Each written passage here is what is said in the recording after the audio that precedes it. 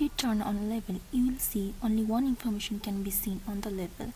Just like here, we can see only the names of the sub-districts. But if you want to add more as a level, like I want to add the summation of the lengths, so what should you do? Now right click on the level and go to properties. Now placement properties. Here name 3 already indicates the name that we have seen, but we want to add the summation as well. So write and then the sum shape length that indicates the summation. Now verify. Yeah, this is how it's gonna look.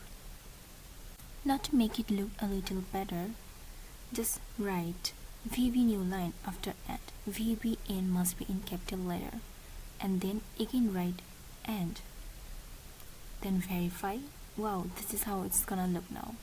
Then OK, again OK, and apply.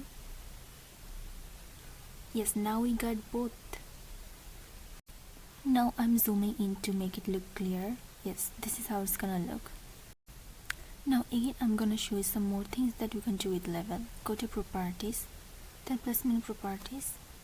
Now here if you click the third one and OK, then apply, we'll see that the levels have been inclined, some vertically, some horizontally, some inclined.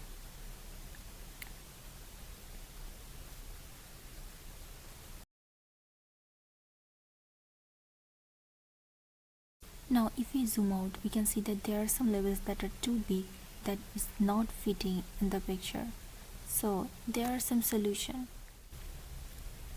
Now right click on the layer, go to properties, again placement properties.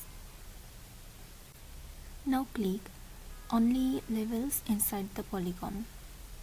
This will show the levels that are smaller and can fit within the place. Those are.